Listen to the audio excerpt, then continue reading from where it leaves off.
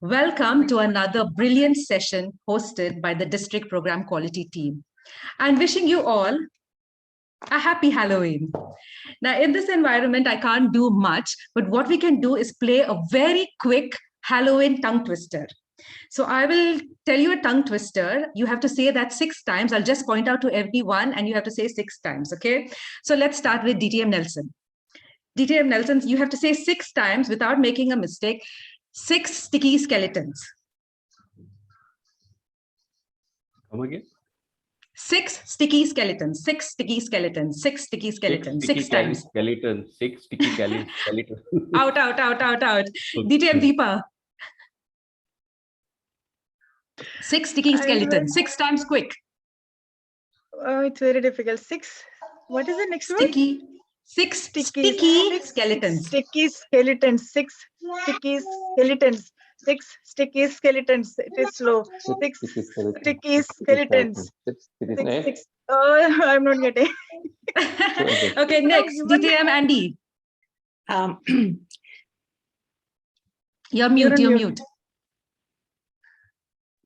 6 sticky skeletons, 6 sticky skeletons, 6 sticky skeletons, 6 sticky skeletons, 6 sticky skeletons, 6 sticky skeletons. Yay! Bravo! DTM Rehna, can we have you? Yes. Say 6 sticky skeletons. 6 times quickly. 6 sticky skeletons, 6 sticky skeletons, 6 sticky skeletons, 6 sticky skeletons, 6 sticky skeletons, 6 Not 60. sticky skeletons. Out. Distinguished Toastmaster Abraham Thomas. 6 sticky skeletons, 6 sticky skeletons, 6 sticky skeletons, 6 sticky skeletons, 6 sticky skeletons. And by the time I finish, I don't know whether I was saying skeletons or some other word. Bravo. Yes, Toastmaster Sahir, would you like to try? Yes, I'll try. 6 kitty skeletons, 6 kitty skeletons, 6 kitty skeletons, 6 That's kitty kitty, skeletons, kitty. 6 kitty skeletons. Good try, but you didn't achieve it. Distinguished Toastmaster Shamima Ahmed. At Al-Yamama University, we look at you. So, Master, can we mute the others, please? Yeah, thank you. 6 Just go ahead. Skeletons, 6 sticky skeletons, 6 sticky skeletons, 6 sticky skeletons, 6 sticky skeletons, 6 sticky skeletons.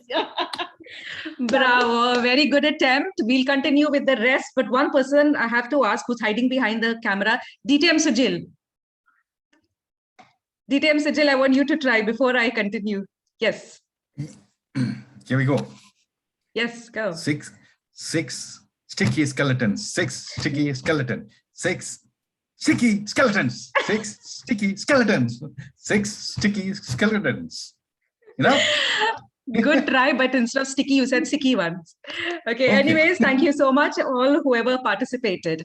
Now let's begin with the Toastmasters International mission. We empower individuals to become more effective communicators and leaders. And let me also continue with the district mission of Toastmasters, which is we build new clubs and support all clubs in achieving excellence. Now, somehow ground rules for this meeting today. Kindly mute your phones and mute yourselves also. I think Zoom Master, you already need to help us now with muting everyone. Thank you so much. And please leave your videos on during the meeting. This enhances the impact. And it's also nice to see all the beautiful faces this Tuesday evening. Your complete attention and silence is requested when the speaker is speaking. And in order to respect the sentiments of this region, we will refrain from speaking on the 3 taboo topics: politics, sex, and religion.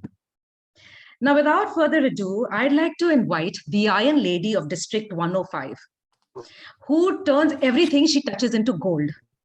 Everything she touches has to be successful. She's been the best division director at the time she was the best. Director. She's been a district outstanding Toastmaster of the year. One of the best leaders I have come across. So much to learn from her. By profession, she's an IT application specialist, an accomplished author, a trainer, an auditor by profession. Her qualifications is also like a tongue twister. Let me try. MCA, PMP, CISSP, CRISC, etc., etc., etc. Now put your hands together for the beautiful soul, the gorgeous and the ambitious program quality director, distinguished Toastmaster, Deepa Surendran. Over to you, Deepa Surendran.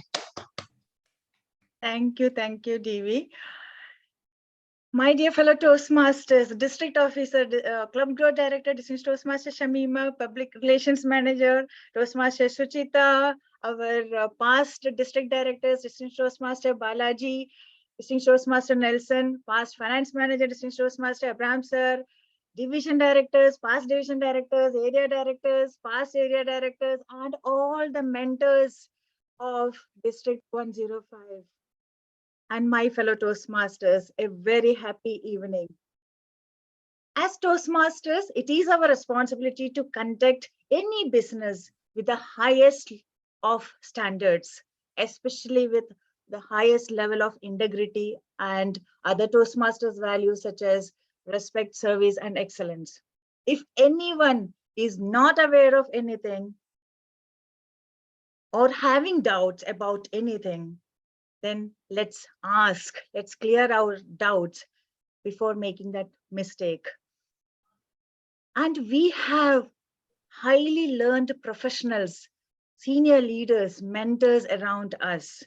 In our district itself, we have senior Toastmasters with 25 plus years of knowledge, wisdom, and membership with TI. And at any time, if we approach them with a doubt, then believe me, they are there asking us, yes, how can I help you? So why to make that particular mistake? Let's clear the doubts and then move forward. Let's learn.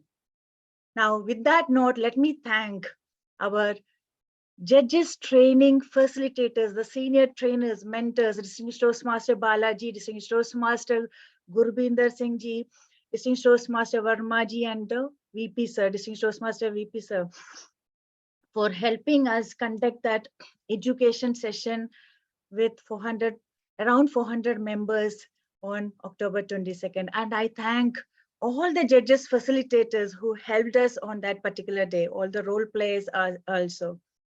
They actually elevated the standard of our members to the next level. Thank you very much. And if at all anyone missed that particular session, the morning and afternoon sessions are uploaded on our district YouTube channel. Please take your time to watch it. And today, related to CJ training, if you have any questions, any doubts, please start posting them on the chat now itself. Our trainer will be answering them. Or if we are not getting time, we will address those questions later.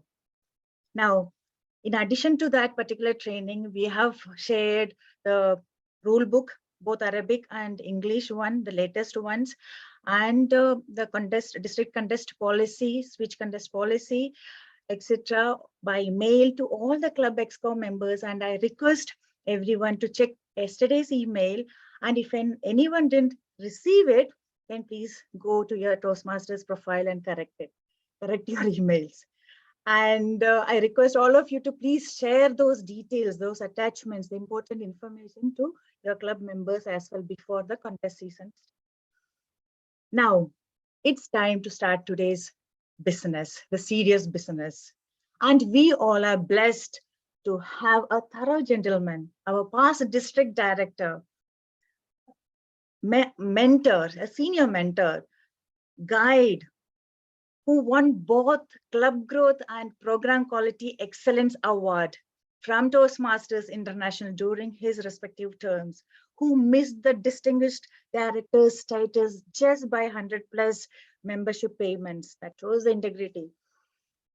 And if list out the qualities of this particular leader, it's endless. So I'm not taking that risk of taking 2 hours time, the training time for that.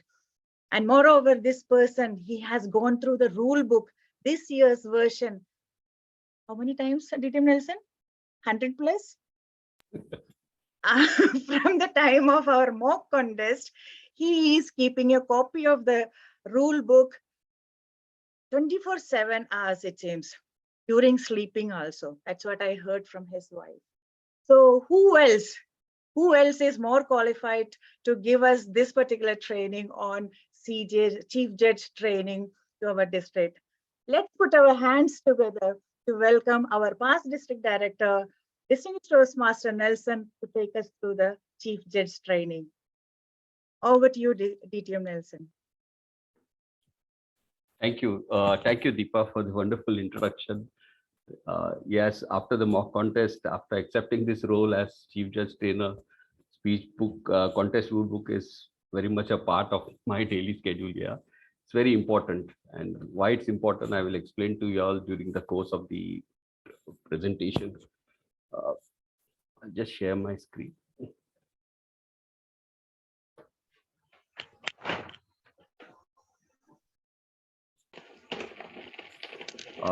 It's visible, right? The training.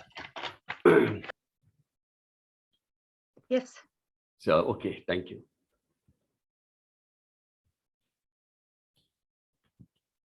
Today's training, I will be covering about the Chief Judge training, but as our program quality director rightly mentioned that on 22nd of October, 4 eminent leaders from District 105, Distinguished Toastmasters all, Balaji, Gurvinderji, Paji, Rajendraji, and VP Menon sir have finished training our entire district on the judges training.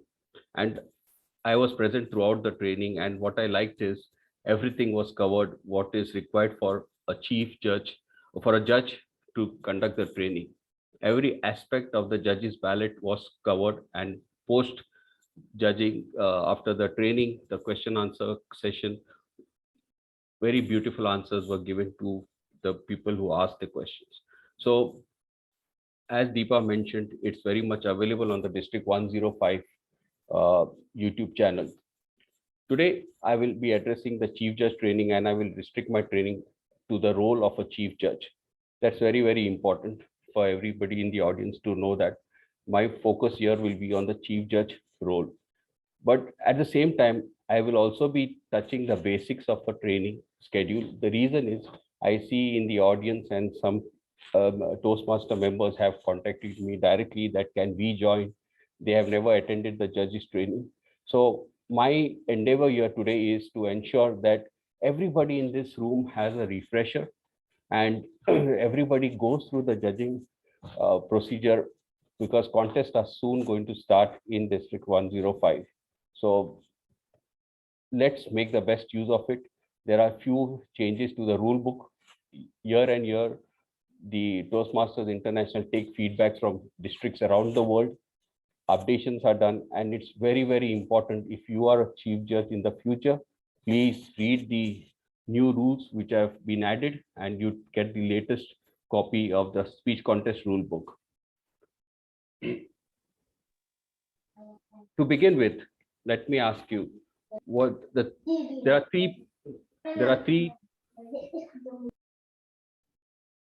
three purposes of a speech contest, which are namely, you provide an opportunity to practice competitive speaking, provide interesting educational program for members and the public, and the third is provide an opportunity to learn by observing proficient speakers. Now, if you see very closely to this three purposes, you will realize something. It's all very much linked to a good contest. The three purposes of a speech contest, and one of the key ingredient is a good contest.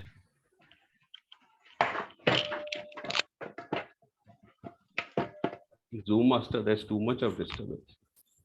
Okay, so we want a good contest. That's the ultimate aim, that we need a good contest, and for that we need good audience, good participation, preparation from the contestants, and most importantly, when we leave the contest room, we should feel that yes, we had a wonderful experience, And one of the key ingredients, let me tell you, is judging.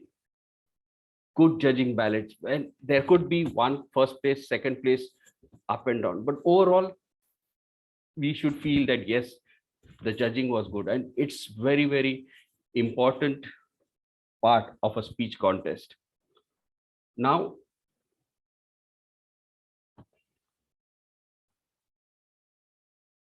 as a judge, be it tie-breaking judge, be it a chief judge or a normal judge, what are the obligations you have? Now you see contestants, they have put lot of effort to participate in the respective contest. Preparation. They want to do their best, give their best. So as judges, it is our obligation to ensure that we give them a very sound judging. We rate them on their performance. One of the core values of Toastmasters International is excellence. And excellence in speech contest, in our club meetings, Toastmasters International focuses on excellence. And our speech contest is no difference. Judging is very important here too. Now, I would always say that every speech in Toastmasters contest in a meeting is audience centric, because if you see the judging ballot on the reverse side, every category, be it humorous, international, table topics, even a 2-minute speech, it clearly specifies one segment: effectiveness. Effectiveness is after listening to that 7 minutes, after listening to that 2 minutes or 3 minutes, as a member of the audience, did I have some value to take away home?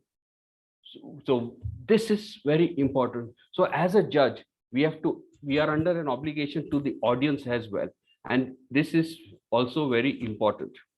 Lastly, we are here to learn, participate, and grow. We make a commitment to ourselves that we will participate as a judge, as a chief judge, whatever, a contest chair, any role in a contest.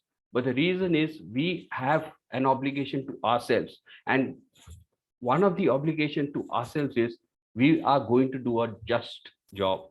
Whatever be for that particular contest, we are going to be very, very honest, and we will rate everybody, all the contestants, as per their performance on that given day. So judges at any level, a chief judge or a tie-breaking judge, remember this, very important. We have obligations to contestants, Toastmasters Internationals, to audience, and to our own selves. Very important. Now, as we all know, we have 4 core values: integrity, respect, service, and excellence. Keeping all these 4 in mind, our focus for a contest is simple. We need to pick up the best 3 winners on that given day in that particular category, maybe humorous, international, evaluation, or table topics. Nothing more, nothing less. The top 3 winners for that particular contest. And how we do it? Toastmasters International has shared with us the wonderful speech contest rule book. But before I go to the rule book, as of 30th October, in District 105, we have 238 clubs. We have 65 areas. We have 16 divisions. And the contest, the speech contest, starts at the club level here. It moves on to the area. It goes to division, the district semifinals. And this year, definitely, we have 16 divisions. So we may have 2 district semifinals. The DTAC committee will work on it. And we have the district final. Only the international speech category moves on forward to the region quarterfinals, to the semifinals, and the World Championship of Public Speaking, which will be somewhere in August 2023. So it starts more at the club level. And at every level, it's very important we get a good panel of judges. Okay. Now, this is a very important rule book, and everything in a speech contest is determined what's there inside this speech contest rule book. Why? Because it has policy protocols. Whatever is required for a speech contest is available in this book. If you're a chief judge, you should be having a copy of this at all times, because the rules, the checklist, the materials, whatever you need to perform your role as a chief judge is well within this book. Lastly, you may want to improve your knowledge. The speech contest, frequently asked questions, tutorials, and policies are all available on our website. So the speech contest rule book, many of you know I have served in different levels within Toastmasters, right from club to area, division, district. And being the program quality director, I still remember whenever we have some problems relating to contest, when we write to TMI, TMI will reply back definitely. The education team, they will quote unquote the speech contest rule book in their answers. Everything is available in this rule book. Every role is defined very well. And believe me, friends, what I say is every year Toastmasters International Education team, most importantly, the speech contest department takes inputs from districts all over the world. And each year they modify, they see how they can improve. Sometimes one word can make all the difference. And if they have, it's come to their notice, in the following year, that amendment is definitely done. This year, many amendments have been done, which I have been updating during my presentation. But the book which we need to follow this year is one which I've shown here. It's valid from July 1st, 2022 to June 30, 2023, the latest one. If you're a chief judge, or I would say judge at any level, if you're a Toastmasters judge, please download this copy, go through it. It has wealth of information. I'm sure when you read it, you will be surprised, and definitely it's a commitment to yourself that you have become more knowledgeable. Now, I just showed you the hierarchy. We have a club moves on to the area, to the division and the district. And Toastmasters International, through the speech contest rulebook, has clearly defined the minimum number of judges required at every level. We have the counters, that is the tally counters, and timers who will support the chief judge. For a club level, it's very clear: 5 voting judges, 1 tie-breaking judge, a chief judge, 2 counters, 2 timers. For area, everything remains the same. For division, only the number of judges will be 7, and at the district, you may have 7 judges, tally counters 3, timers 2. But what is more important, we all know very well now, post-COVID, we have moved to online medium, right? We are all having online contest, and as per District 105 notification, post area, division, district, it will be all online. So do you think having only 5 judges at a club level or an area contest level is enough? I definitely don't think so.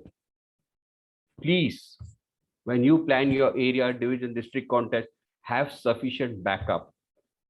I always believe that more the judges, more accurate the result. This is my personal, because understanding, whenever I have accept a chief judge role, I'll see the number of judges and I will request for at least 2 more, because I believe personally the number of judges increases, the accuracy increases. That's my personal liking to the more the judges to get more accurate results. But when you plan your club level, area level, or division or district, please have sufficient judges, because connectivity issues are very much possible. Suppose you have 5 judges at an area contest, 2 judges lose connectivity. What will the chief judge do? Right? So area directors in the house, division directors in the house, please have sufficient backup. This is a sincere request.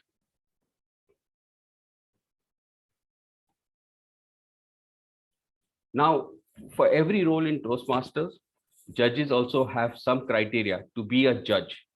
At the club contest, a judge should only be a paid member of any club. At area, division, and district contest, should be a paid member for minimum 6 months. and must have completed level 1 and level 2 of any pathways path. This is an eligibility criteria to be a judge. Now, who are ineligible to compete in any Toastmaster speech contest? Members who are serving in contest official or presenters roles that meet the following criteria: voting judge, tie-breaking judge, or chief judge at the same contest type in which they would be competing beyond the club level. And this is very, very important. In any district, if they are participating in that particular category beyond the club level in any district in the world, you should refrain. You are not eligible to participate as a judge in any contest in that particular category. Timers, ballot counters, sergeant-at-arms, or any contest official role for the same contest in which they would be competing. This is an addition of this year. Timer, ballot counter, sergeant-at-arms, or any other contest official role for the same contest in which they be competing. Now, I believe a role of a chief judge is very, very simple, provided you are very well organized, because you have support from so many role players to perform a very good chief judge contest role. For example, you have a contest chair, you have voting judges, you have tie-breaking judges, timers, tally counters, sergeant-at-arms to support you. And here you have a moderator. This year in the speech contest rulebook, we have a contest Toastmaster added. Basically, we have someone who coordinates with all the judges, the different role players. So Toastmasters has introduced them as a contest Toastmaster in this year's rulebook. So a chief judge will work this entire team. You say a teamwork makes the dream work. Believe me, a chief judge, when he or she works with this entire team, answers will be very, very spot on. The judging will be spot on because every role is well defined in the rule book. All the chief judge needs to do is make them aware of their roles. Communication to organize a contest is one of the most important ingredients for a chief judge. Because once your role players have understood what they are supposed to do, what is expected of them, it's very, very simple. A chief judge all needs to then keep monitoring the entire contest. Because remember, if you're a chief judge for the contest, you're the captain. Once a contest chair takes stage, once the master of ceremonies introduces the contest chair, after that, till the contest is adjourned, it is only one person who is responsible for the entire contest, and that is the chief judge. It's very, very, very important role. And believe me, as a chief judge, you will have to be very alert, aware, knowledgeable, patient, and one of the most important thing which I always tell myself is expect the unexpected. Anything can happen during a contest. Be prepared. Expect the unexpected, because all you need to do is be prepared how you will tackle the solution. There is a mini problem. You have a full team working with you. You have your judges, you have timers, tally counters, and you will get answers. Expect the unexpected, and sure, you will do a wonderful job. Because remember one thing, you plan well, you are successful. You need to be a chief judge who will have the briefing at least well in advance. At least you communicate to your judges, briefing is on so and so date. It's very, very important. You have a word with your timers. You have a word with your tally counters. I will go through it in later stage, but at the moment, if you're a chief judge, remember important thing. Communication is the key to a successful chief judge role. Now, these are the people whom you need to brief as a chief judge. And I mentioned here very clearly briefing, because you need to brief your voting judges, the timers, the tie-breaking judges, the tally counters, and the contest chair. And I will, in the subsequent slides, I will take you all like what I do and what is most advisable by a speech contest rule book. But overall, let's have an overview of the entire contest year. You see very clearly, you have a contest chair and a chief judge here. Now, in the preparation stage, the contest chair, we are not so much here because they will appoint the chief judge. But what does a chief judge do? He speaks with the organizing team, the contest toastmaster, whoever as the area director, division director, works on them with the who are the judges, how many judges would he require or she require, and who are the role players. In this, the role players are very important. The timers, these target speaker, the contest chairs, etc. Now, as a chief judge, you need to brief everybody, the timers, tally counters, sergeant at arms, the judges, the tie-breaking judge. When you are in the contest, once the contest has commenced, contest chair, the role players will manage the contest, but a chief judge is only going to monitor the contest. Everything is going on smooth. And that is why I really said in the little before some time that planning is the key for a successful chief judge role. If you have planned, if you have briefed everybody well in advance, I'm sure monitoring will be very, very easy. Post the contest, once the contest is adjourned, the chief judge will have to tally the results, check for if any protest. Of course, protest is before the adjournment, and announcement of the winners will be done by the chief judge with the contest chair. Now, I'll move on to the contest chair briefing. That's the first role, which is very, very important role because we have 4 categories, and this year in District 105, we will be having contest in all 4 categories. So this contest chair becomes very, very important. Now, the rule book has given full roles what are expected of a contest chair. But when I am the chief judge, when I speak to the contest chair, I have one personal liking. I request my contest chair one thing, I tell you have all the rules in the rule books, everything is in detail, what are the do's, the don'ts, everything. But you need to make one thing sure, where you are on stage, you need to understand, be on time, keep your talk to the speech contest time. We don't want someone is given 5 minutes or 10 minutes and speaks for 15-20 minutes. But during the introduction, the contest chair needs to cover these 5 points. Very, very important.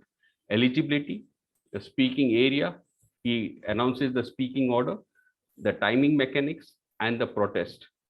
Because the timing mechanics will be different for each category. The protest will be handled, how it is going to be handled, who will be handling, he needs to announce. And special mention is here, it is recommended at all levels of the contest, especially for evaluation speech category, the Toastmaster giving the test speech should not be a member of the same club as any one of the contestants. And for table topics, the topic is selected by the contest chair. This year, the rule book has added something else for the contest chair, which is after the last contestant have spoken, we normally say 3 minutes silence for the judges to mark their ballots, the 3 minutes. But this year, the chief judge must, I repeat, the chief judge must inform the contest chair.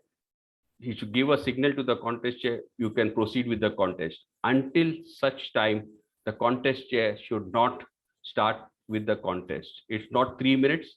A signal from the chief judge to the contest chair is highlighted as a must in this year's rule book starting this year. So please make note of this. All he needs to do, okay, you may proceed.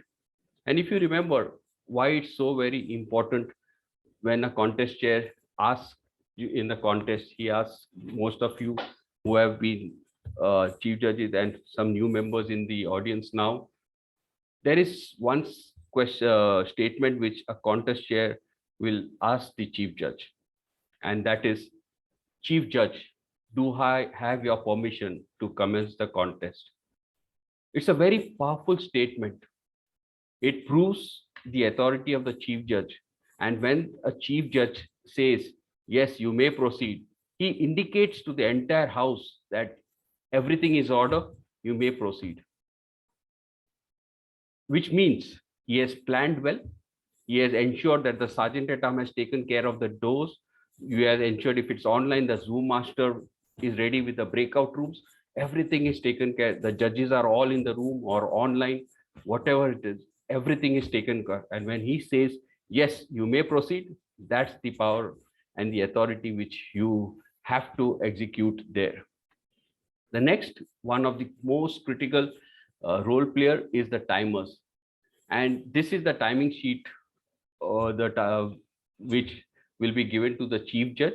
It's the time record sheet form 117. This year, this is the edition which I've made. And what I have done is I've just copy pasted this from the rule book so that all members in the house can see this very clearly. One timer controls the stopwatch. One timer controls timing lights and cards. We all know we have two contest timers for a contest, speech contest. The rule is timers should be clearly visible to the contestants. That is very visible because we make them sit in the front, or the Zoom master contest chair is the timer visible, pin the timer, very clear. This rule is added this year. The timer with the stopwatch maintains and delivers to the chief judge the written record of elapsed time of each speech on the contest time record sheet and instruction for timers. This constitutes the official time, which means only one timer sheet will go to the chief judge. The timer with the stopwatch may be timer 1, and that is up to the chief judge, who will brief everybody and tell the timers, okay, you need to send me who is your main timer. In an online contest, maybe we have timer 1, timer 2. When a chief judge will brief the timers, he or she will tell the timers, I need the timing sheet from you only. Nowadays, it's on WhatsApp. Normally, I would start a WhatsApp group till the date of the contest where the 2 timers and me are there, only we 3. So it's very, very easy to communicate. Timing mechanics, green, yellow, and light depends on the contest, but the timing will begin with the first verbal or non-verbal movement from the glove. During briefing, it is very important for the chief judge to understand that what he would like to tell the timers. You may get a table topic and the contestant is just standing there just like that. He's wasting time of the audience. You cannot waste so much of time. So ideally, you want to tell your timers, you can start timing after 10 seconds, or you may start after 15 seconds, whatever. As a chief judge, when you tell your timers that I am going to start, if there is no speech or there is no movement, that the timers will start the timing after 10 seconds. It is also very, very, very important that you inform your contest chair also the same, so that the contest chair can brief the contestants too. Very important. That's why I say that teamwork, each role is interlinked for that particular contest. When you say green, yellow, or red, fine, no problem. But when they start, the rule book says first verbal or non-verbal movement from the contestant. So please ensure, dear chief judges, aspiring chief judges, that you communicate with your timer, what is the time you want for that contest, and communicate to the contest chair, who then can brief the contestant. In case of disqualification, timers will only set the timings sheet to the chief judge. It is the chief judge who will determine the disqualification. That's very clear and very simple. Now, another role player is very, very secret, who's mostly anonymous in a contest, is a tally counter. Now, very simple, the tally sheet is on there. They will only collate the result from the judges. And for the first place reader, you will get 3 points. For the second place, 2 points. And third place is only 1 point. But during the briefing, you have to ensure that you tell your tally counters, number 1, whatever happens in the contest, once the contest is over, you should forget it for life. That's very, very important because it's very, very confidential, the voting, the ranks, the points, because you don't want any contestant coming and asking the tally counters. So you have to the tally counters are relatively new Toastmasters, perhaps. So as a chief judge, please make them aware to tell them this is a very confidential role. If anybody besides me comes and asks you very sweetly, just decline their request. You're not supposed to share the ballots or anything which any of the contestants, the scores, what they have received or the tally sheets, nothing. No discussions once the contest is over. Secondly, as a chief judge, you have to ensure that you introduce the judges to the tally counters. And normally now it's online contest. You add the tally counters to the judges group. I would normally add only 24 hours before, so that the last moment only that they are aware, but they are part of the group and the tally counters will know who are the judges once they're in the group. In physical contest, of course, the chief judge can just direct them. They know where they are seated. It's very simple. So very important role, but very confidential role. Now, I have spoken so much. I would like to just share some thought questions to the audience because I would like you all to think about it and I will give the answers shortly. I will not go for discussion because we have to finish the presentation on time. The question is, try to gauge your own answers. Before the contest table topics, the contest asks you as chief judge to bring the contest topic. So they select one. What do you do? The topic answer is the topic determination is the responsibility of the chief contest chair. By experience and being a chief judge at various levels, I would like all the chief judges here and the aspiring chief judges to make note of a simple thing. A contest chair could be relatively new. All you need to do is pick the phone and have a chat with the contest chair and request them to pick a relatively easy topic, a topic which has scope for talking. Just guide them on the topic selection. It is their responsibility as contest chair to prepare the topic, of course, agreed. But as a chief judge, it's well within your rights to have a chat with your contest chair and discuss what are the type. You should not, the contest chair should not prepare some topics which are, not a contest chair. It is preferable as a chief judge, you have a chat with them. Second,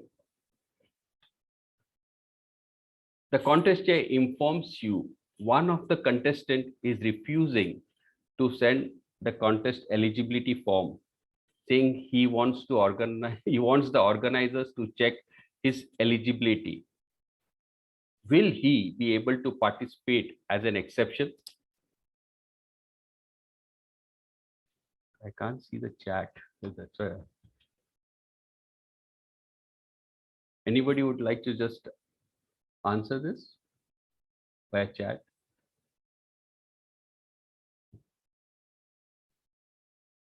I can see Minnie and Navindu saying no. Exactly. The answer is right. It's no. And the reason is very simple. No exception. DTM George Thomas also mentioned, and it's absolutely right. The organizers can go to the club central and through the eligibility assistant can check the eligibility of the contestant. But as per the rule book, they need to send the eligibility form filled to the contest chair. There are no exceptions. Please don't entertain this contestant. Very clear. We follow the speech contest rule book only. Third question. You are the chief judge for an area contest. You ask a Toastmaster who has relocated from Dubai to India to serve as a judge. This Toastmaster from India conveys that his membership renewed 3 months ago. Is this member eligible to be a judge?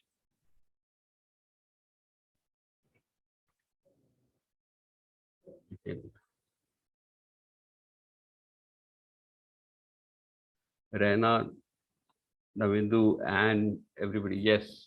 Answer is no, because as I had mentioned, very clearly to be a chief judge, voting judge, or tie-breaking judge at an area, division, or district contest, be a paid member for a minimum of 6 months. At the club level, the condition is just be a paid member. Nice. Next question. You are a chief judge in a district contest. Must the judges you or the DTAC education chair have selected must have previously judged a Toastmaster speech contest and at area or division level? I repeat, you are the chief judge in a district contest, that is the DTAC. Do you think the judges must have previously judged at an area or division level? What is the answer? What do you think? Please type in your answers.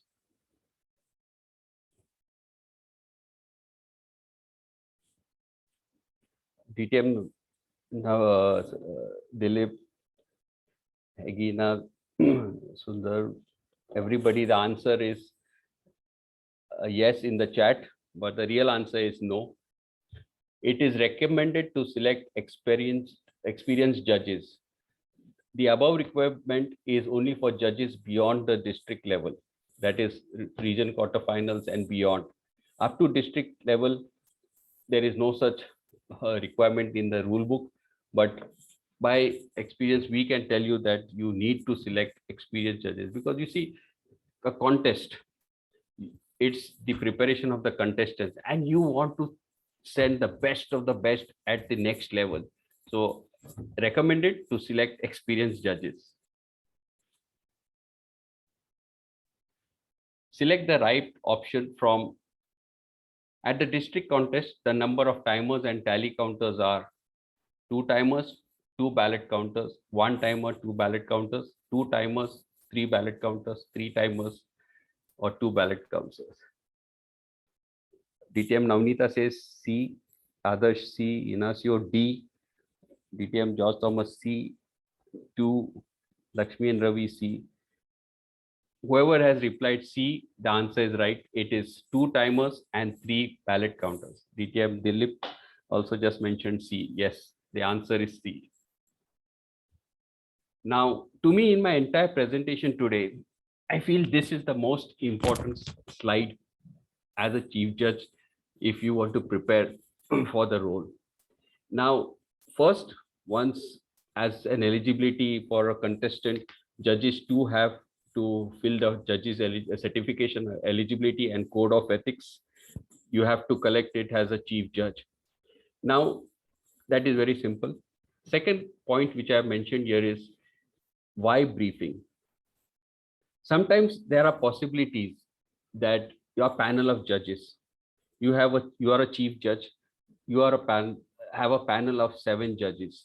Tie-breaking judge will not join the briefing, but why do we do this briefing? And I personally believe this is an integral part of a contest.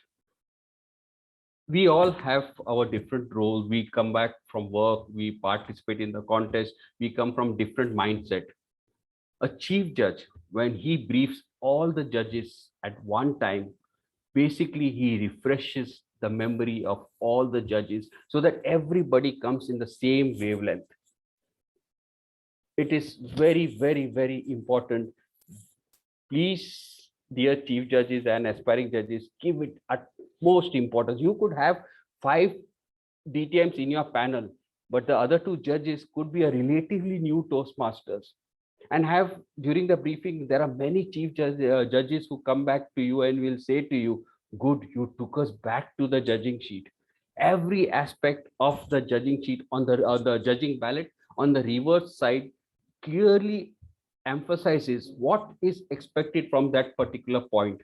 So please give utmost importance to briefing so that all your judges are come on the same wavelength. They may come from different mindset, but on that day, just before the contest, briefing really helps to align everybody, their thoughts. Because even for example, simple example I would give is for summation in evaluation speed category. If you tell them, your judges, that if there is no mention of summation by the contestant in summation, all in all, fantastic speech, or to wrap it up to overall what it is.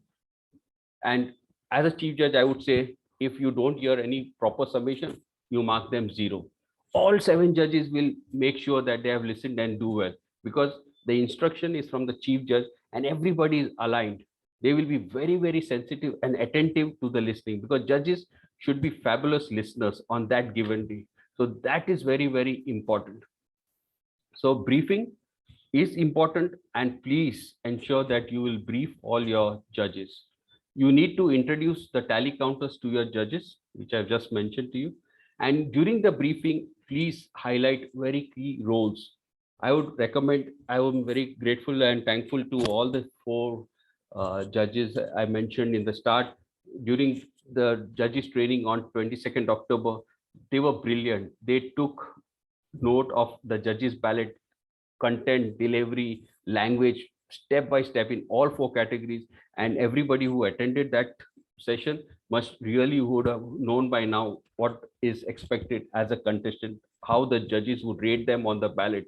So very much clear. But even a target speaker, the contest chair, what is expected, please brief them what, as a chief judge, what you expect them to run the contest. Very important. Now, one of the key things is signing the ballot. Now, we've seen in the judges that you get a ballot. At the bottom end of the ballot, you have a judge's official ballot. Once you have listened to all the 5 contestants, you will have to mark the contestants as per your scores, and you will rate them in 1st place, 2nd place, and 3rd place. 1st place 3 points, 2nd place you have 2 points, very clear, and you will have 1 point for the 3rd place. But the most important thing is you need to sign this ballot, and also the places of the contestant should be mandatory in this judge's ballot. When you give it to the tally counter, these are the 2 important things. The 3 places and the signature is mandatory to validate your ballot. If not, your ballot will be invalid, and you may deprive a contestant of going to the next level. It has happened in the past.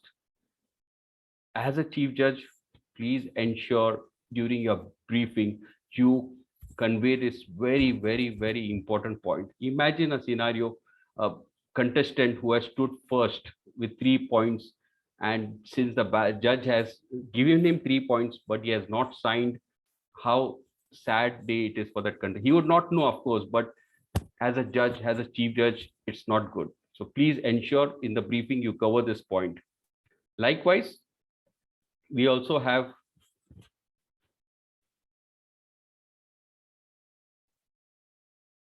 a tie-breaking judge, and the ballot is slightly different. Now, tie-breaking judge is appointed by the chief judge in secrecy. Only the chief judge would know the identity of the tie-breaking judge.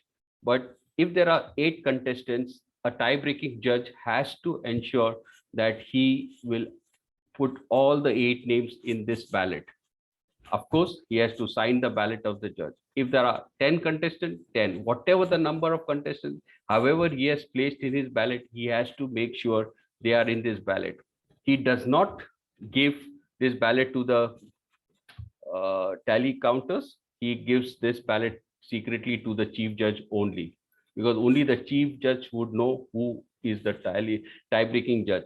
Highly recommended for online contest.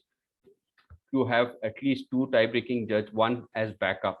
In case the tie-breaking judge faces any connectivity issues, you could have. As a chief judge, if you experience connectivity issues, you are at least keep your chief tie-breaking judge aware. For that moment, you take over as the chief judge. Very, very important. And during briefing, you also mention to them if there is connectivity loss, what is the way they would communicate to you as the chief judge. Of course, nowadays WhatsApp or phone call, whatever ways, that should be covered in the briefing. Now we move on to the next segment. The contest is over. The tally counters have received the ballots. Now we are going to tabulate the results. This is an ideal scenario. This is the tally sheet to some Toastmasters who are joining us for the first time in a contest. This is a tally sheet. We have the names of judges here, the names of contestant 5, 6, 7, whatever. End of the day, we tabulate these points here, and we would depend on the scores. We place them first, second, or third. This is an example, very simple example here. We have 7 judges here. The judges are always odd in number, 5 for club area, district division 7 minimum, and we have 6 contestants. When the scores were tallied, you see LMN has 14 marks points, ABC 12, and DEF 11. So your answers is very simple. LNM first place 14, ABC 12 second. Now scenario 2, when there is a tie. This is a tie-breaking judge scenario. We don't look at this part now. When the tally counters and the chief judge collate the results, they find that LMN has 14 marks, ABC and DEF has 12 marks each. Only and only when there is a tie for that particular position will the chief judge open this ballot, which is the tie-breaking ballot. If there is no tie, as we saw here, there is no tie, the chief judge will not touch the tie-breaking ballot. Please be aware of it, listen to it very intently. If there is no tie, the chief judge ballot is not touched, the tie-breaking ballot is not touched. But in this scenario, we have tie for ABC 12 marks, DEF. Now what will the chief judge do is he will refer to this tie-breaking ballot, and he will only and only check the rankings given by the tie-breaking judge for these 2 positions, for ABC and DEF. And if you see here, first place he has put, tie-breaking judge has put as LNM, but the second place in his ballot is DEF, third place is ABC, and so on. So DEF becomes the second place winner, because the second place winner as for the tie-breaking ballot is DEF. So first place LMN, DEF is second, and ABC is third. I hope I'm clear. Of course, tie-breaking judge should make sure that the ballot is signed. Moving on, simple questions. You all can just chat and sign. What happens if 4 judges sign and print their names on their ballot? 1 judge only prints his name on his ballot but does not sign it. 1 judge neither signs or prints his name on his ballot. 1 judge only signs a name on the ballot. Overall, how many ballots are acceptable in this scenario? DTM Navnita says 4, Navendu 4, Rena 5, AD Sundar 4. DTM Nelson? Yeah. Hope you can see the timer. Okay. DV fine. is No the timer. Okay. Thank you. Answer is 5. Yes, because 4 judges here and the last judge is only signs. What happens if 1 judge leaves the blank for the third place winner name empty? Of course, ballot is not counting because the ballot is not signed. A contestant in the humorous speech category for area 33 is serving as the same contest chair for area 37 in the morning on the same day. Is this contestant eligible to participate in the area 33 contest?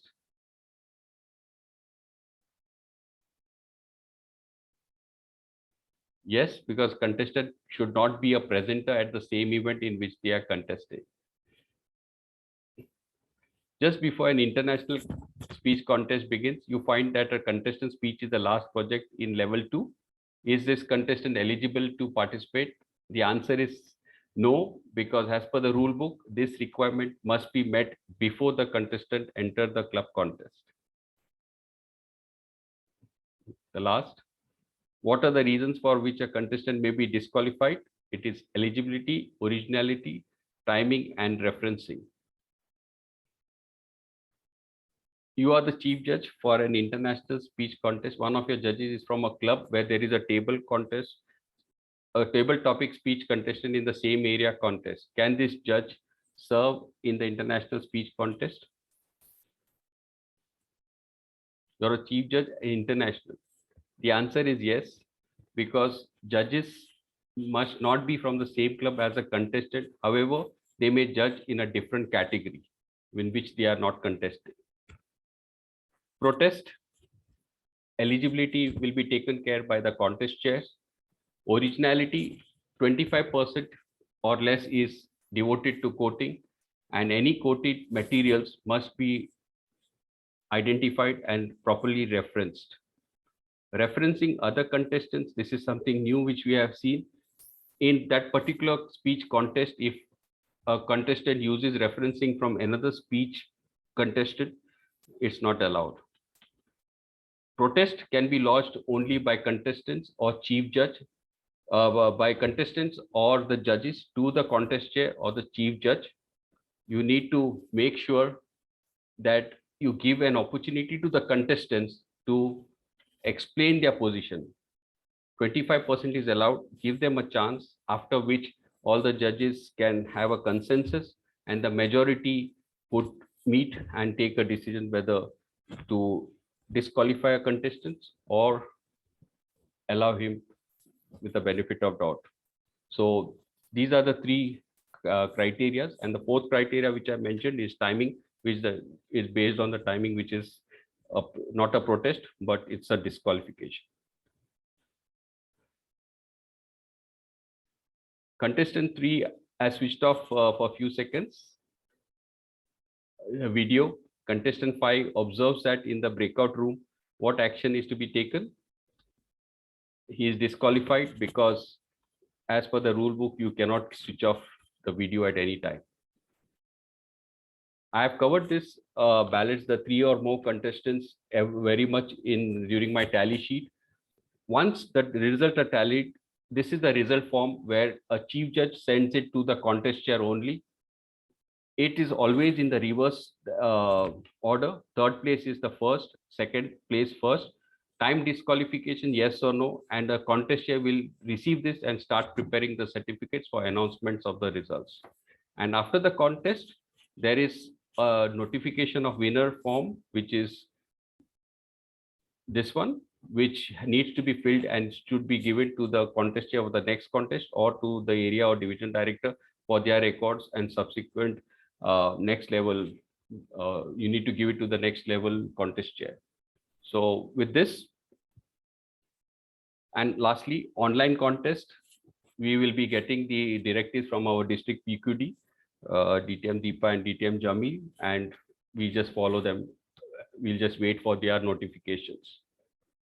So just to wrap up, before the contest, we have covered, you need to get the eligibility, refresh the briefing, focus on the overall contest during the contest, have a look, monitor the contest, and after the contest, identify the winner, prepare the ballots, inform the contest chair, and also prepare the notification of winners to the next level contest chair or the area or division director, whoever you have to give. So with that, I have covered everything as chief judge expectations. I think slightly overshot on time, Deepa, but I've covered it. Thank you so much, and I give back to you. Thank you very much. Thank you. And how was the session? Learned a lot, right? So doing judging, in my opinion, it empowers us, especially doing the judging part after reading the rule book and after having that thorough understanding, then it is clearly, empowers. It is giving a lot of confidence, instills a lot of confidence in us. And then it creates a feeling that, wow, this organization is taking care of minute details. And yes, as the Toastmaster members, we need to take care of the minute details. And for that, we need to know more, and we need to clarify all our doubts. And for this particular purpose, to clarify our doubts, we have a panel over here with the distinguished Toastmasters, senior Toastmasters. And this particular and I will be moderated by another gentleman, past Division J Director, current Program Quality, the pillar of Program Quality team, our Assistant Program Quality Director, Distinguished Toastmaster Sujil. Let me hand over the podium, the screen to him with loud round of applause, please. DTM Sujil, the screen is yours. Thank you, PQD DTM Deepa. Thank you, DTM Nelson, for the wonderful and enlightening session. And without much further ado, let us get into the real session.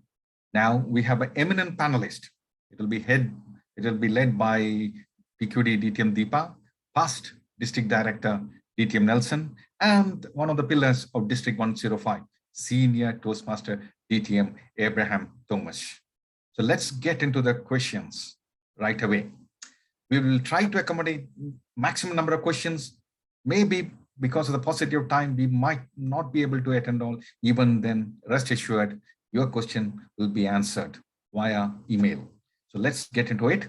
First up, DTM Abraham Thomas. Question from Area 37 Director. What are the qualifications for an effective chief judge? Let me repeat. What are the qualities for an effective chief judge? Over to you.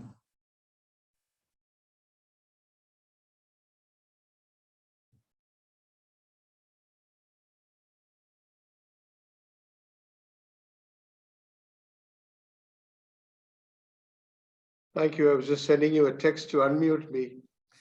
Oh. Okay. Thank you very much. Okay, I've got it. To be an efficient judge, efficient chief judge, I think, basically in terms of qualification, I think Toastmaster DTM Nelson has covered what you need to be as a basic Toastmaster program qualification, what you need to be. So we won't go into depth on that. And the second part of it, the most important thing that I see is effective.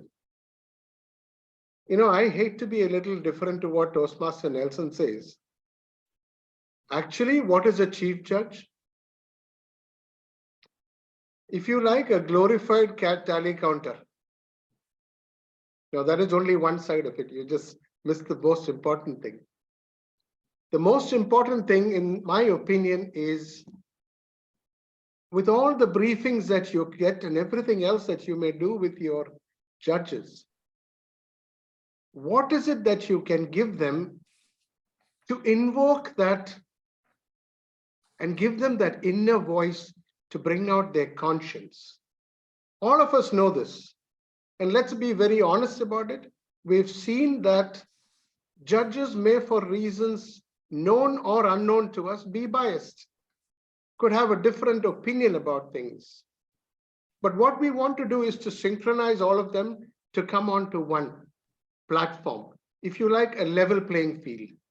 So if we are able to do two things, to add on to what Toastmaster Nelson said, if it's a physical contest, I would go one step further and get at the briefing, get the judges to read the backside of the ballot. This is a great refresher for them. And at the same time, I would actually go ahead and say, which I've done in the past, I would like to see results coming through that are quite even on all the ballots. This is one way to try and get them to say, I said, in Toastmasters, we don't have a system where you have to come back and explain your markings of the ballot. But just imagine for a moment, if you are asked to do so with a group of others, 5 or 7 judges, how would you justify yourself? So this is what is important, to try and invoke their conscience, in my opinion.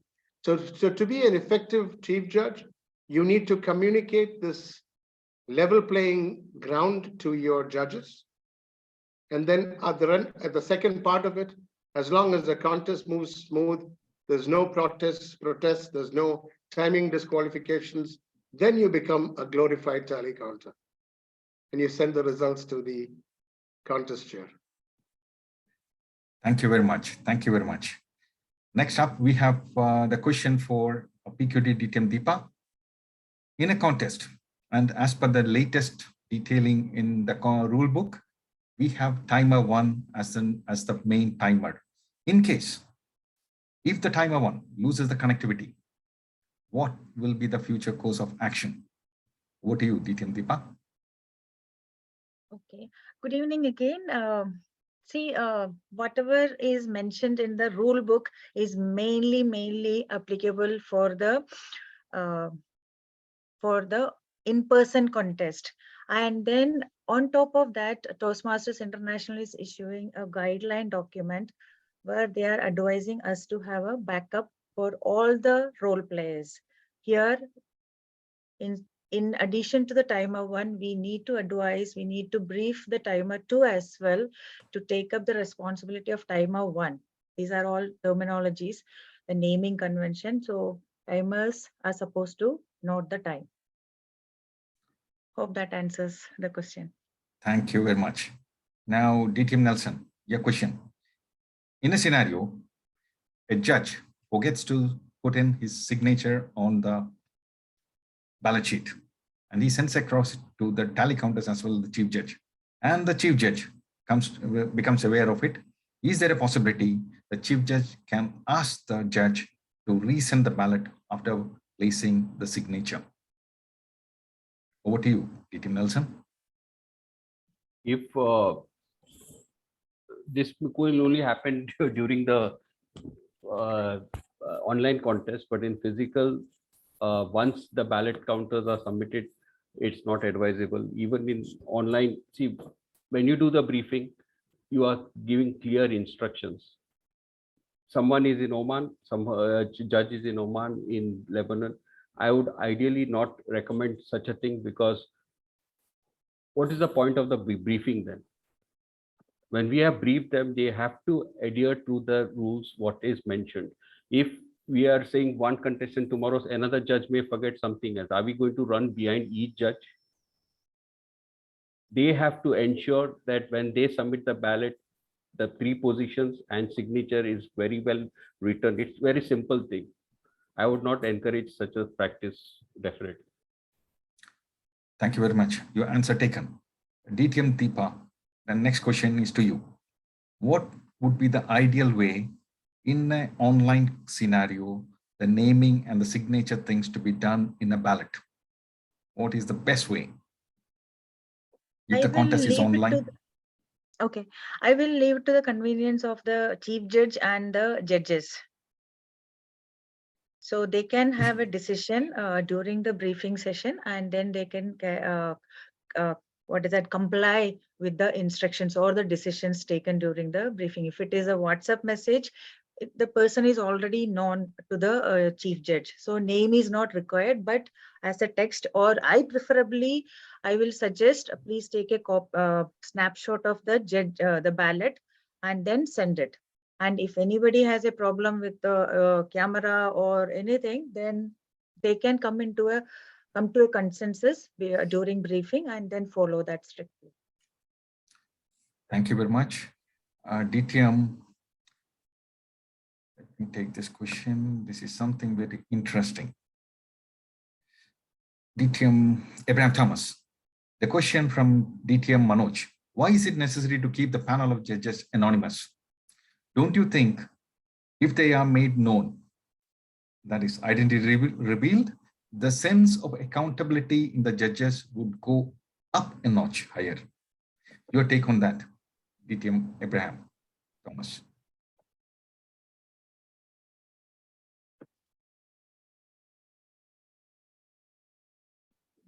I think that's a wonderful question. Thank you very much for bringing that up. You know, that is not a thought that has not crossed my mind also. I've also seriously thought about having that level of transparency. But that's how the system works. I think it has obviously got some merit.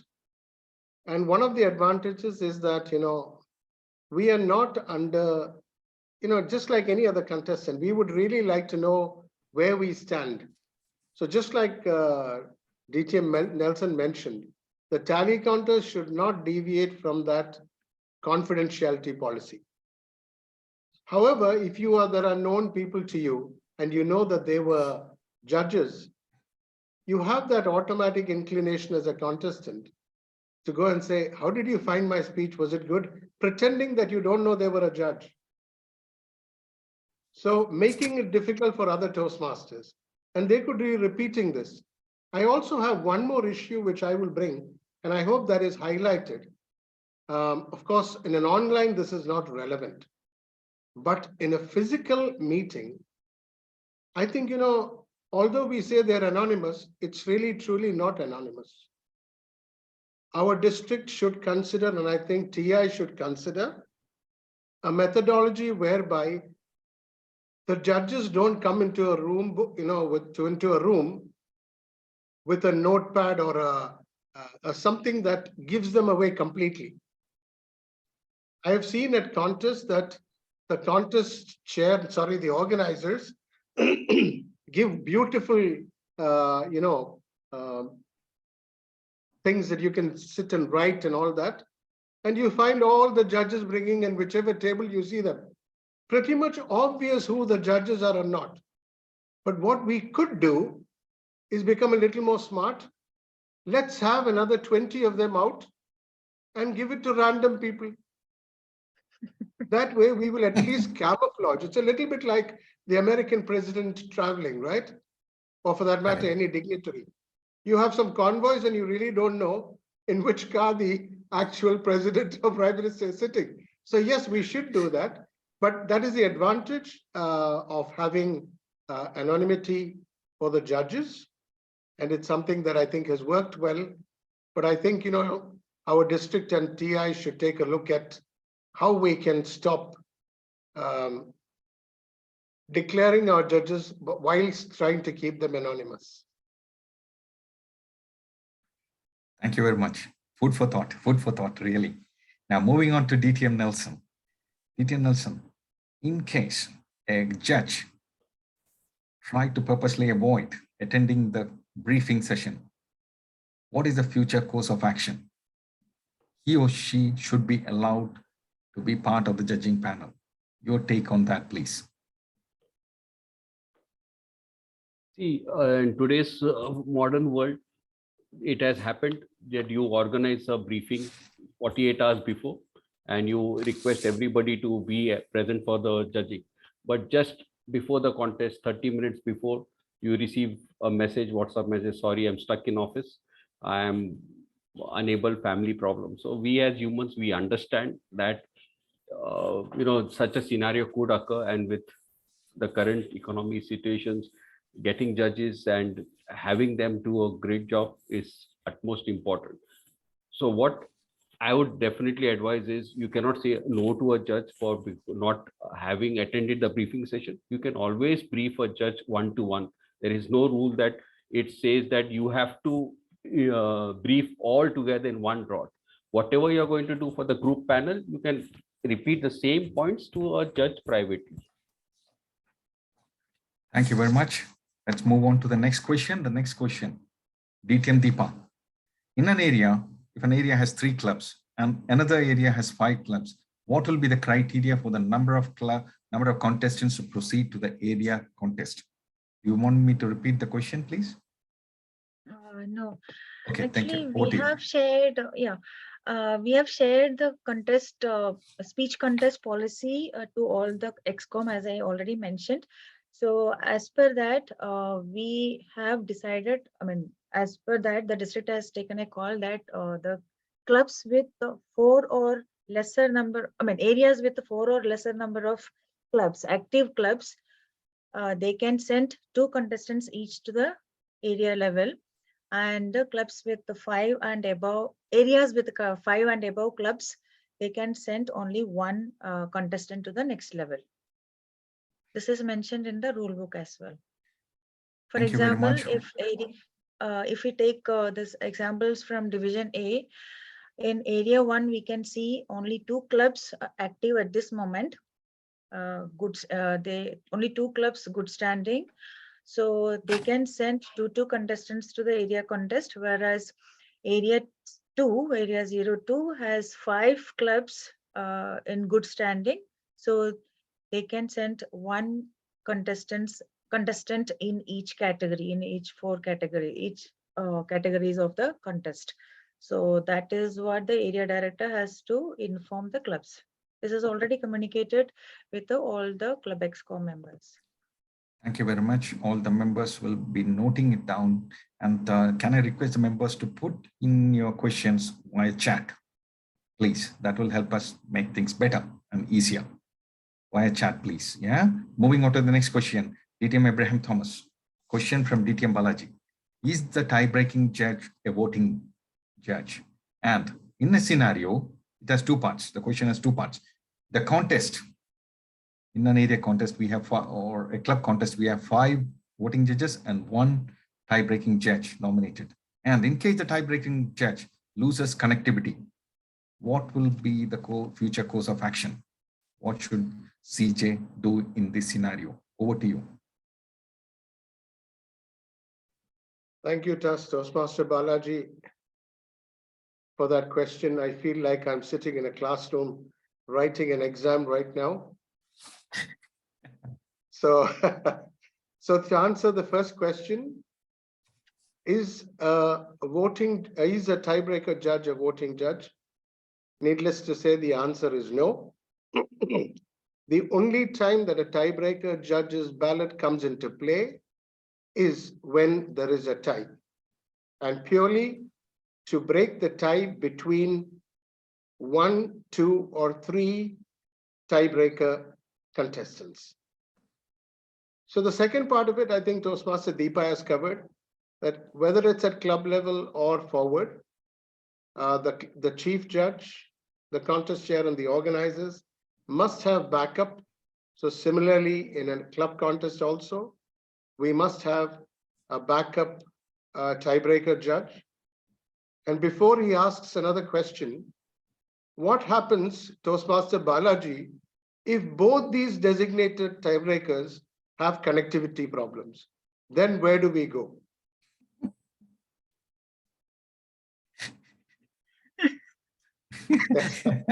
Let's hope that doesn't happen. Let's hope that doesn't happen. Well, that is a presumption that it doesn't happen. But that's, yes, it is possible. It can potentially happen, right? The probability is there. So I'm looking for some guidance from Toastmaster Balaji for my own self now. Oh, okay. Balaji can't unmute. Mahi, can you please take care? I cannot see DT Balaji. 1 second, we'll unmute. Hi, can you hear now? Yes. Can you hear my voice? Okay. Yes, please. Yes, please. Abraham, you answered that question in the first part. The tiebreaker judge is not a voting judge. Who else is there who is not a voting judge out of the 5 people plus the chief judge? CJ. So eventually we have to make good because the contest has already started. And if the contest is not to be run again from the beginning with a new tiebreaker judge, the CJ takes the position of becoming the tiebreaker judge. He takes the sheet of the tiebreaker judge who has lost the connection and continues doing it. Otherwise, there is no other go. You will have to run the contest again because we have a problem. Thank you very much for clarifying that. I hope that answers the question, Abraham. Balaji, always words of wisdom. But I'm one person, I'll definitely look through and reconfirm the accuracy of that. Please do. Because we will, I'll take your word for it as long as it's not a contest. But when it comes to the contest, our PQD team is very particular that we follow the rule book. So I'm sure you're accurate before you gave us a reply. But we will also look in the print to see if it is right. It's not there in the print. You can get the response from either the district team or high above. That will be a good learning for us also, if I'm wrong. I think this is beautiful. If I may just add that these questions are coming. These are things that the PQD team and the district can take, and probably take away the gray area that is there, if there is any gray area. Yeah. Thank you, Balaji. Absolutely. Thank you. Thank you, gentlemen. We'll be moving on to the last couple of questions. Okay, the next question is DTM Nelson. Can a contest chair on his own lodge a protest to chief judge regarding the originality? Question number 2 on that. Can a contest chair lodge a protest? Yes. Can a contest chair lodge a protest against the judges? Now, protest. First of all, first point is it is lodged only on 3 grounds: eligibility, originality, and referencing. Now, who are eligible to protest? Only contestant and judges. A contest chair is not allowed, or the audience is not allowed to protest. Very clear. Contest chair cannot protest. Thank you very much. Ethan, Deepa, another question. During a contest, if the speaker reference, because DTM Nelson spoke about referencing to a previous speaker, if the speaker reference to a speech from another contest during that entire cycle, is it permitted? Rulebook is clear about that. It's only within that contest. Within that particular contest. Thank you very much. Okay. Now we have another question which has come in. Is okay. This is I think yes. DTM Nelson. DTM Rajendra also is raising his hand later. I think because the reason is that I think we are. That is why we have been requesting everybody to put in the chat. The questions in the chat, it will be because it's muted. That's why. Okay, DTM Deepa, the question to you. In the breakout room, there are 5 contestants. The last contestant is present with the sergeant at arms. And the contestant, by bad luck, whatever is it, the contestant switches off the camera for 8 seconds, maybe technical glitch. The protest can be lodged by the judges and the contestants only. What happens in such a scenario? No, during online contest, as per the guideline, the SA is supposed to report to the CJ. And then CJ has to check the recording and then take a call. Okay, thank you very much. I think we do have time for one more question. DTM Nelson, during your presentation, you showed that 2 contestants are tied for 2 contestants are tied for second place with 12 points. What would happen if 3 contestants are tied at the same? Yes. Very clearly mentioned, we are only going to first that chief judge would notice is for what position the tie is. Now, in the presentation, I mentioned that LMN has 14 points, so he's already won. So now for position 2 and 3, we have now 3 contestants. So we go back to the tie-breaking ballot. We just check for these 3 positions, the tie-breaking judge has ranked what position. We take only the top 2, so they become second and third. The third tied contestant would become fourth, which is not to be announced, or top 3. Thank you very much. DTM Rajendra Verma, I think, yes, you are you can unmute and ask in your question, please. Yeah. Thank you very much. Actually, I did not put it in the core text because it's a little longer and properly understood. See, this is more than a question, it is a suggestion. For the purpose of standardization, so that all chief judges follow the same thing, let us accept 1 or 2 things. One is that we all work on WhatsApp. So which means we get all the ballots on WhatsApp. And we take this as an authentic source. I hope the answer is yes here. Nelson, yes? Yes. Yeah, if this is yes, and we all are practically doing this on a day-to-day basis for several years now for online contests, then why do we so much insist on signature and all that? I think that slide we should totally remove. It's not relevant for an online contest. For me, if I get a ballot from Nelson when it is WhatsApp, it is authentic. Even if the name is not there, I'm okay, but okay, let the name be there. But signature is totally irrelevant. So I think let's standardize this so that every chief judge follows the same. It's a suggestion more than a question. But if you want to dispute it, fair enough. Thank you very much. I think the PQD team is going to analyze that and take this forward, definitely. Thank you very much for your suggestion. I think we have the red light on the cards, and that's time for us to wind up. Any questions which has been not answered, definitely you can expect a reply from our side Thank you for being here. Now it is time to welcome back our PQD DTM Deepa to do the closing address. Over to you, DTM Deepa. Thank you, moderator, distinguished Toastmaster Sujil, and our panelists for sharing all the wisdom. And thank you for asking questions, which actually, made us start thinking over some gray areas. And now it's my job to close the meeting. And before that, let me thank our role players, Toastmaster DV, for helping us out and publicizing the event and reaching out to everybody. And Toastmaster Elna for creating the beautiful flyer with beautiful presenters photo.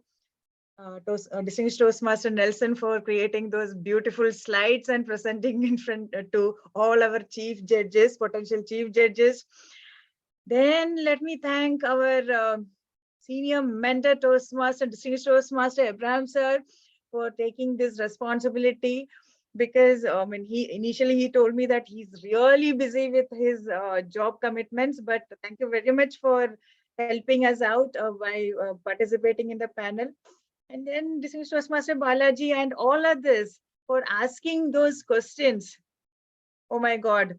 Initially we started, panicking. I started panicking. My God, how I'll answer all these questions. And Distinguished Toastmaster Sujil, thank you very much for putting all those questions in a nicer manner so that, I managed to respond to all the queries. Thank you very much, my program quality team, for making this happen again and again in a successful manner. Division directors, wonderful job for bringing all your potential chief judges, because your life in future for your club contest, area contest, and division contest, you will have enough people. So that was a wonderful idea for bringing everybody together. Now I'm not taking much time because it's tomorrow, it's a working day for all of us. So we have to go back to sleep, and then yes, let's close the meeting. Thank you very much. Let's take a photo before that. Zoom Master, Mahi, can everybody please open your videos and smile?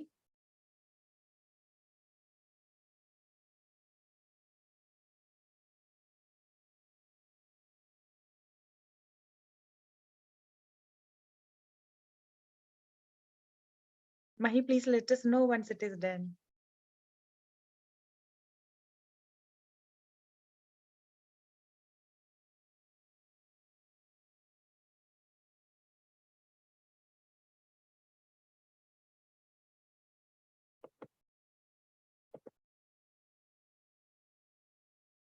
Yes, I think yes, yeah. Yes, yeah. Yeah. Thank you very much. So, Alvida. Good night to all.